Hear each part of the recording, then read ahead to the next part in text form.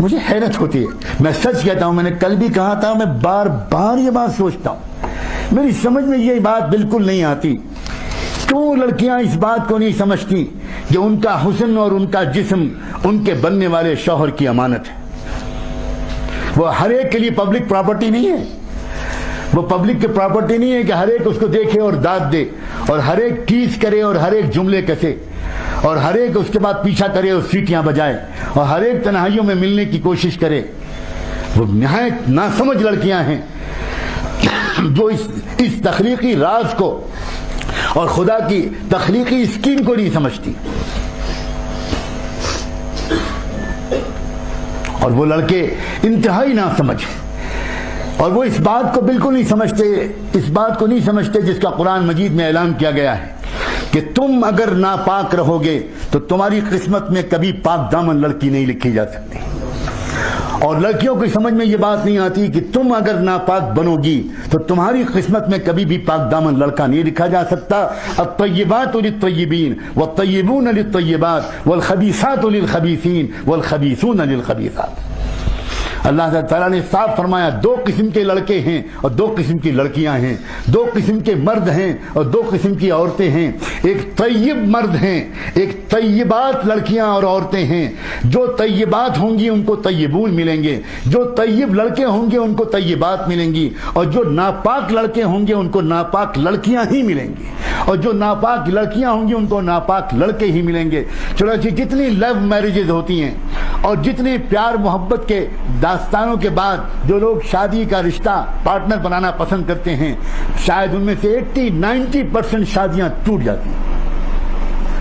اس لیے کہ وہی شوہر جو وہی لڑکا جو کل تک اس کو گرل فرینڈ بنائے ہوئے تھا، وہ گرل فرینڈ کے بعد جب وہ بیوی بنتی ہے تو اب وہ لڑکا برداشت نہیں کرتا کہ یہ کسی اور سے بات چیت کرے، اب وہ چاہتا ہے کہ میری وفادار بیوی بن کے رہے۔ سبحان اللہ، تم نے تو خود چوز کیا تھا ایک ناپاک لڑکی کو، تم کو معلوم تھا کہ وہ لڑکی اگر شادی سے پہلے تم سے باتیں کرتی تھی تو تم کو اطمینان تھا کہ وہ صرف تم سے باتیں کرتی تھی، وہ 10 لڑکوں سے اور باتیں نہیں کرتی تھی۔ جب اس کی بگڑی ہوئی عادتیں ہیں کہ وہ 10 مردوں سے افیئر رکھے گی تو شادی کے بعد بھی وہ صرف تمہارے اوپر قناعت نہیں کرے گی، وہ اپنے پچھلے اور نئے دوستوں کے ساتھ اپنے تعلقات کو برقرار رکھے گی اور اس کی وجہ سے گھروں میں جھگڑا ہو۔ اسلام بڑا دین فطرت ہے، اسلام بڑا خوبصورت ہے، اسلام سائنٹیفک ہے، اسلام نیچرل ہے، اسلام محمد رسول اللہ صلی اللہ علیہ وسلم جو دین لے کر آئے وہ پورا دین اور پوری شریعت یقین مانو میرے اور آپ کے مسائل کا حسین ترین حل ہے۔ اپنی نگاہوں کو کنٹرول کرو، اپنی آنکھوں کو قابو میں کرو، کان اور آنکھوں کو قابو میں اگر کیا نا تو تیسرا جو آرگن خدا نے ذکر کیا ہے ان السمع والبصر والفؤاد، دل۔ اب مسئلہ ہے دل کا، اب باری ہے دل کی۔ جس کسی نے اپنے کان کو بھی بچا لیا اور اپنی آنکھوں کو بچا لیا گویا اس نے اپنے دل کو بچا لیا، اور جس نے اپنے دل کو بچا لیا، اپنے غلط خیالات سے دل کو بچا لیا، اس نے دراصل اپنی زندگی کو غلط اعمال سے بچا لیا، اس نے اپنے آپ کو گناہوں سے بچا لیا، اس نے اپنی زندگی کو برباد ہونے سے بچا لیا، اس نے اپنے سیرت و کردار کو داغدار ہونے سے بچا لیا۔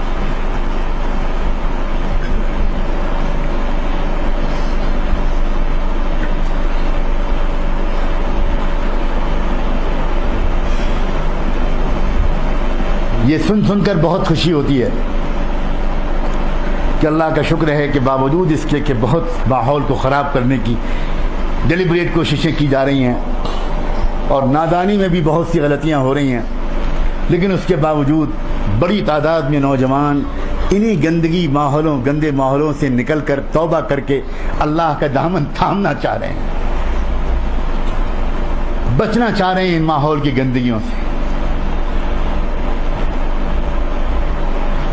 عزیزو، اپنے کندھوں پر ایک ذمہ داری لو، نہ صرف یہ کہ خود بچو گے بلکہ اپنے دوستوں کو بچاؤ گے، اپنے ماحول کو ایک رنگ میں رنگو، اپنی پڑھائی میں بھی ایکسلنٹ اسٹینڈرڈ کو اچیو کرو۔ اکثر یہ بھی غلطی ہوتی ہے کہ جو نوجوان دین کی طرف آنے لگتے ہیں وہ اپنی اکیڈمکس میں اور اپنی اسٹڈیز میں بہت ڈھیلا پن لے آتے ہیں. یہ اسلام کو بدنام کرنے والا بہت بڑا جرم ہے, بہت بڑا جرم ہے. ہمیں یقین مانو جس طرح علماء کی ضرورت ہے, جس طرح مسجدوں اور مدرسوں کو آباد رکھنے والے لوگوں کی ضرورت ہے, ویسے ہی ہم کو ہزاروں بلکہ لاکھوں کی تعداد میں ایسے پروفیشنلز کی ضرورت ہے جو اپنے پروفیشنز میں بھی ایکسیلنٹ مارک اچیو کریں, ایکسیلنٹ اسٹینڈرڈ اچیو کریں, اور ساتھ ساتھ ان کے اندر تقویٰ ہو. یہ غلطی نہ ہونے پائے کہ اگر ہم ذرا سا دین کی طرف آئے تو پڑھائی اگنور ہو گئی, اور پڑھائی میں لگے تو دین اگنور ہو گیا, نماز چھوٹنے لگی, مسجد میں جانا کم ہو گیا, جماعت سے نماز پڑھنے کی پابندی کم ہو گئی, قرآن کی تلاوت کم ہو گئی, درود شریف پڑھنے کا اہتمام کم ہو گیا, اللہ والوں کے پاس جانا کم ہو گیا, بزرگوں کی خدمت میں حاضری کم ہو گئی. یہ غلطی مت کرو. زمانے کو جو بدل پائیں گے لوگ, وہ بدل پائیں گے, وہ نوجوان, وہ لوگ بدل پائیں گے جن کے اندر دونوں چیزیں ہوں گی, جن کے اندر ویلیوز بھی ہوں گے اور جن کے اندر پروفیشنلزم بھی ہوگا. اپنے اپنے میدان کا جو بھی آپ نے اپنے لیے میدان چنا ہو, اس میدان میں اچھے سے اچھے نمبروں سے پاس ہو, اور صرف پاس مت ہو بلکہ ایک کانفیڈنس ہو تم کو اپنے پروفیشن میں, ایک زبردست اعتماد ہو اپنے جاب میں, اپنے پروفیشن میں, اور اس کے ساتھ ساتھ اللہ کرے اللہ کرے اللہ کرے اپنے کانوں اور اپنے آنکھوں کو, اور پھر ان دونوں کے نتیجے میں اپنے دل کو سماج کی پھیلی ہوئی خرابیوں سے اپنے آپ کو بچائے رکھنے میں کامیاب ہو جاؤ.